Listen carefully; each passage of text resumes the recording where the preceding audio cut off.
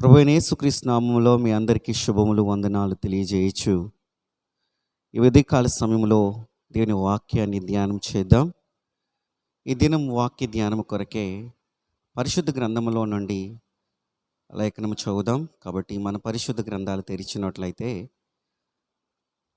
కీర్తనలు 119 97 వచనం మనం చదువుకుంటే, నీ ధర్మశాస్త్రము నాకెంతో ప్రేమగా ఉన్నది, దినమెల్లా నేను దానిని ధ్యానించుచు ఉన్నాను అంటూ కీర్తనకారుడు తెలియచేసే విధం మనము చూడవచ్చు.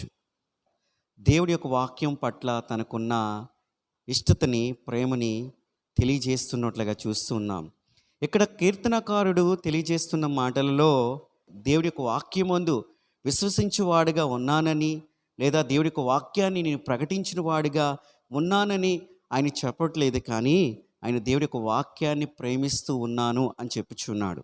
ఒక వ్యక్తికి తను ప్రేమించే స్నేహితుడు ఒక ఉత్తరం రాసినప్పుడు ఆ ఉత్తరంలో ఉన్న మాటల్ని ఎంత ఇష్టముగా ఆ వ్యక్తి చదువుతూ ఉంటాడో కీర్తనకారుడు యొక్క మాటల ద్వారా మనకు స్పష్టంగా అర్థమవుతుంది.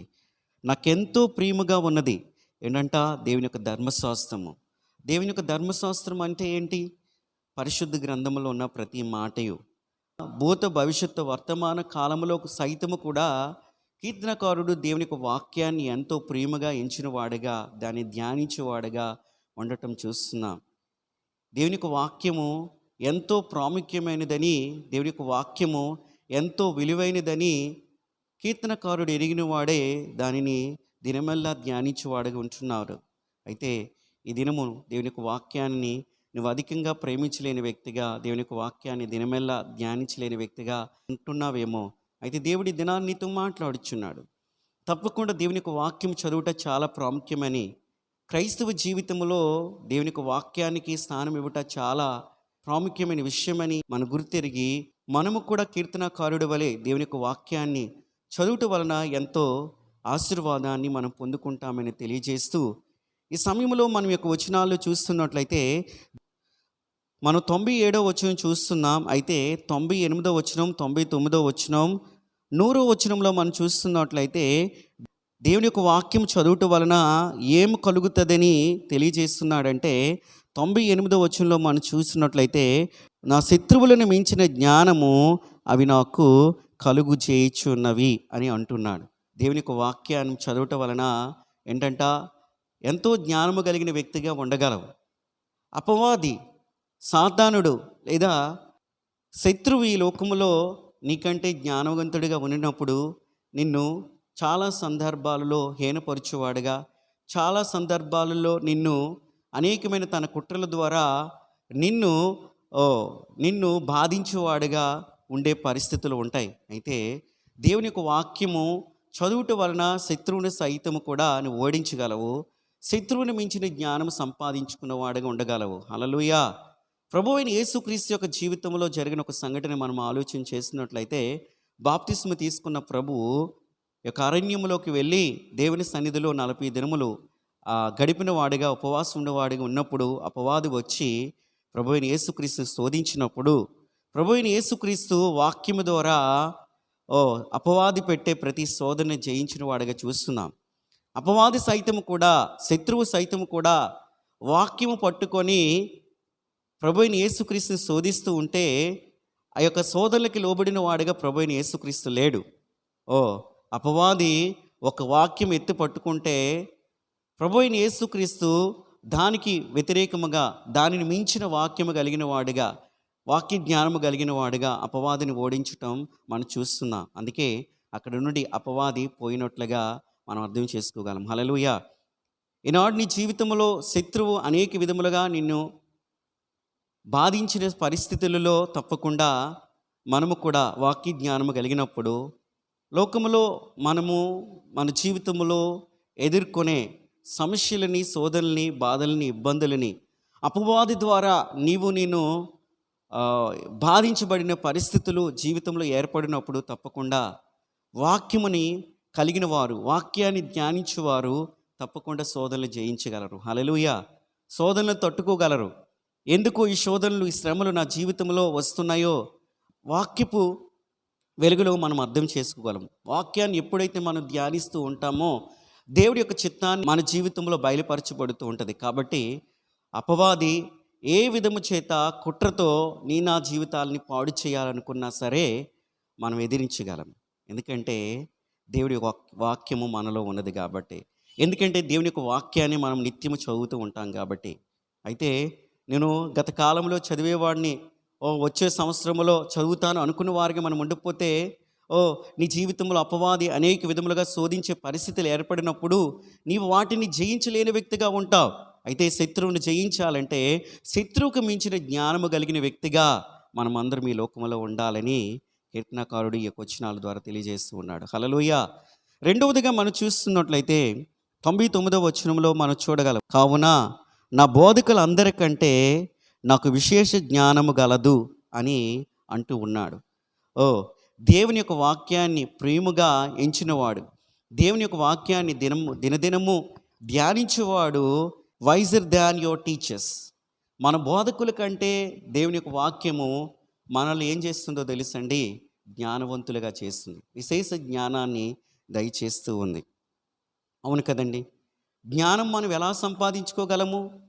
పుస్తకాలు చదవటం వలన, పరిశోధనలు చేయటం వలన జ్ఞానము కలిగిన వారిగా ఈ లోకంలో ఉంటాం. దినదినము దేవుని యొక్క వాక్యము ధ్యానించటము మనము మన స్కూళ్ళలో, మన కాలేజెస్లో, లోకములో సంపాదించుకున్న జ్ఞానము కంటే మించినదని, ఈ జ్ఞానము పరిపూర్ణమైన జ్ఞానమని స్పష్టంగా తెలియజేయబడుతుంది. హల్లెలూయా. బోధకులు ఈ లోక సంబంధమైన జ్ఞానం మాత్రమే కలిగిన వారుగా ఉంటారు, వారు ఆత్మీయమైన జ్ఞానాన్ని కలిగిన వారుగా ఉండరు. అయితే పరిపూర్ణమైన జ్ఞానము కలిగిన వారుగా ఎవరు ఉంటారంటే, ఎవరైతే దేవుని యొక్క వాక్యాన్ని ధ్యానిస్తారో వారు నిజముగా బోధకుల కంటే విశేషమైన జ్ఞానము కలిగిన వారుగా ఉండగలరు. హల్లెలూయా. ఇంకొడవదిగా మనం చూస్తున్నట్లయితే 100వ వచనంలో మనం చూడగలము, ఏం చెప్తుంది? కావున వృద్ధుల కంటే నాకు విశేష జ్ఞానము గలదు అని చెప్పబడుతుంది. దేవుని యొక్క వాక్యము దినదినము ధ్యానించుట వలన ఏం కలుగుతూ ఉన్నదంటే, వృద్ధుని కంటే విశేషమైన జ్ఞానము నాకు కలదు అని భక్తుడు అనినట్లుగా. అవును కదండి. వృద్ధుడైన వాడిని మనం ఎలాగ ఎంచుతామంటే లోకంలో జ్ఞానవంతులుగా ఎంచుతాం. ఎందుకంటే వారి అనుభవం ద్వారా అనేకమైన విషయాలు నేర్చుకున్నారని మనం ఎరిగి వారిని జ్ఞానులుగా ఎంచటం సాధారణంగా ప్రతి స్థలంలో జరుగుతూ ఉన్నది. అయితే ఇక్కడ వాక్యం ఏం సెలవిస్తుందో తెలుసా? వృద్ధుల కంటే విశేషమైన జ్ఞానము కలిగిన వారుగా లోకంలో ఉంటాం. వృద్ధుల కంటే విశేషమైన జ్ఞానము సంపాదించుకోవాలంటే మనము వృద్ధులుగా అయిపోతేనే ఆ యొక్క జ్ఞానం మనం కలిగి ఉంటామని అనుకుంటున్నామా? కాదండి. వాక్యం సెలవిస్తుందంటే వృద్ధుల కంటే విశేషమైన జ్ఞానము నువ్వు ఏ దశలో ఉన్నా, నువ్వు బాల్య దశలో ఉన్నా, యవ్వన దశలో ఉన్నా, పరిపక్వత చెందిన దశలో ఉన్నా, నీకు జ్ఞానము సమృద్ధిగా విశేషముగా పొందుకోగలవు. ఎలాగనా? అది దేవుని యొక్క వాక్యము చదువుట వలన మనం పొందుకుంటామని కీర్తనకారుడు తెలియజేస్తూ ఉన్నాడు. అవును కదండి. ఈవెన్ పత్రికలలో యాకోబు అంటూ ఉన్నాడు, నీకు జ్ఞానము కొదువుగా ఉన్న ఎడల దేవుడిని అడుగుము.